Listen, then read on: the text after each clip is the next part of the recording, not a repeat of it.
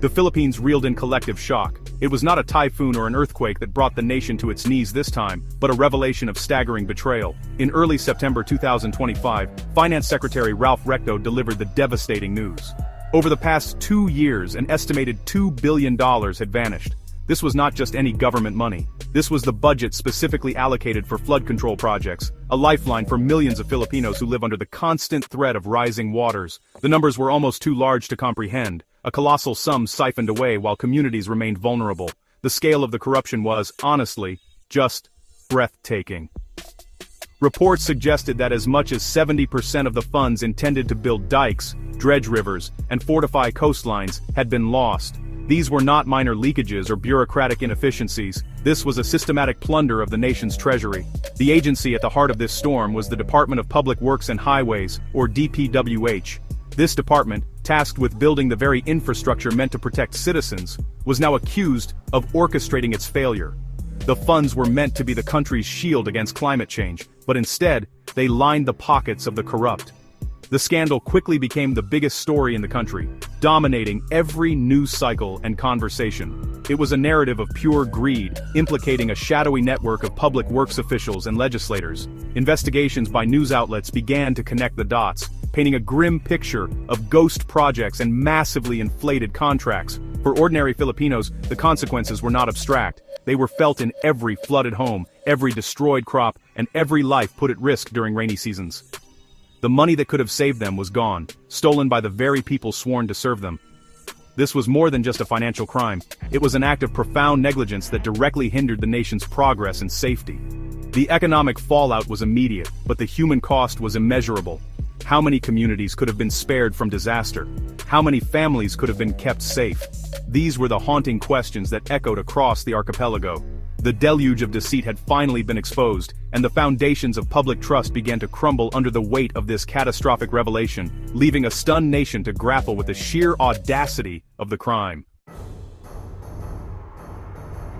The initial shock quickly hardened into a white-hot rage. The Filipino people, long accustomed to stories of graft, found this particular scandal unbearable. The theft of flood control funds was a direct assault on their safety and survival. In response, a wave of public fury swept across the nation, moving from angry social media posts to organized movements on the ground. The call for accountability became a deafening roar that could not be ignored. It was a spontaneous eruption of anger from a populace that felt pushed to the absolute limit, betrayed by a system that was supposed to protect them from harm. Nowhere was this anger more visible than among the youth. On September 12, 2025, the streets of Metro Manila became a stage for dissent. Around 3,000 students, primarily from the University of the Philippines, marched with a unified purpose. Their banners were not just pieces of cloth with slogans. They were declarations of war against corruption. They chanted demands for justice, their young voices filled with a frustration that resonated with the entire country. They were not just protesting a single act of theft. They were challenging a deep-seated culture of impunity that had plagued the government for generations. The student-led demonstrations were just the beginning. Similar protests, though smaller in scale, sprouted in other cities, creating a nationwide spectacle of discontent. The images were powerful. Thousands of citizens, from all walks of life, standing shoulder to shoulder, demanding that those responsible for the missing billions be held to account. They called for the immediate resignation of officials at the DPWH, and for criminal charges to be filed against every single legislator involved.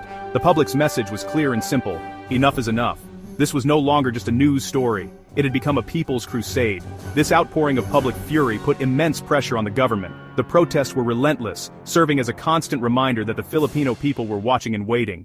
The scandal had struck a raw nerve, uniting the nation in a shared sense of betrayal and a collective demand for change. The energy on the streets was palpable, a mix of anger, hope, and a steadfast resolve to see this fight through to the end.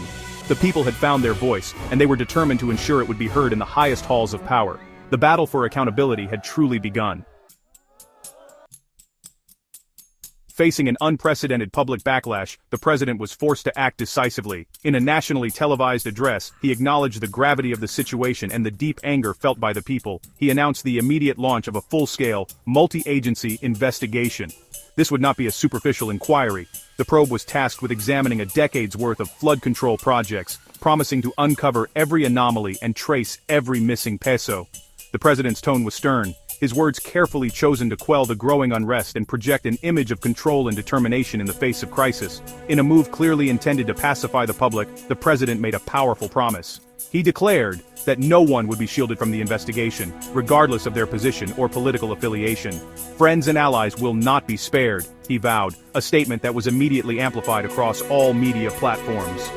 This pledge was a direct response to the widespread cynicism that powerful figures often escape justice in the Philippines. He was signaling that this time would be different, that the old rules of political protection would no longer apply. The nation listened, hopeful but skeptical, waiting to see if these strong words would be matched by equally strong actions.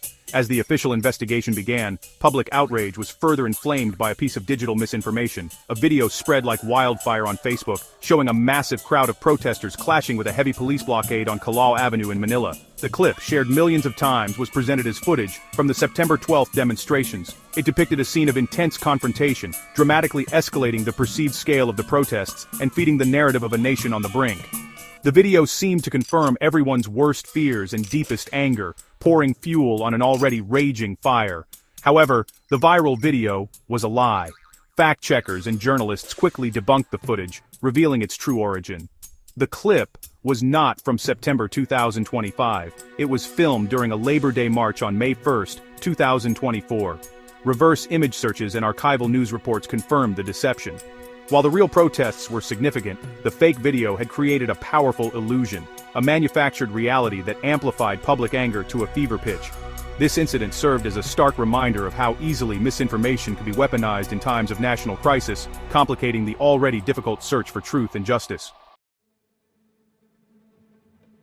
The flood control scandal has left an indelible scar on the national psyche. The sheer scale of the theft, combined with the cynical nature of the crime, has delivered a devastating blow to public trust in government institutions. The Department of Public Works and Highways, once seen as a builder of the nation, is now widely viewed as a symbol of systemic decay. This crisis of confidence extends far beyond a single department. It has fostered a deep-seated suspicion toward public officials in general, eroding the fragile bond between the citizens and the state. Rebuilding that trust will be a long and arduous journey. In the wake of the scandal, the public's demands have become more focused and resolute. People are no longer satisfied with mere promises of reform. They are calling for radical transparency, demanding that all government contracts and budgets be made fully accessible to the public in real time. There is a growing clamor for stronger anti-corruption laws and the creation of truly independent oversight bodies with the power to prosecute offenders without political interference. This is not just a call for punishment, it is a demand for a fundamental rewiring of the system to prevent such a catastrophe from ever happening again. The episode, including the viral fake video, has underscored a critical lesson: the absolute necessity of truth. In an era where information and misinformation battle for dominance, the role of a free press and diligent fact-checking has never been more vital. The scandal showed how corruption thrives in the shadows, feeding on secrecy and deceit. Exposing it to the light is the first and most crucial step toward accountability. The truth, however painful, is the only foundation upon which a just and functional society can be built. Without it, rumors fester, anger is misdirected, and real justice remains elusive. As of today, October 31, 2025, the investigation continues and the nation holds its breath. The final outcome remains uncertain. Will the powerful be held accountable? Will the stolen funds be recovered? Will the system be reformed? The answers to these questions will define the legacy of this scandal. For the millions of Filipinos who live with the constant threat of floods, this is not a political game. It is a matter of life and death. The truth must come out, not for the sake of headlines, but for the sake of a nation that deserves to feel safe in their own homes. Justice, like the waters, must be allowed to flow.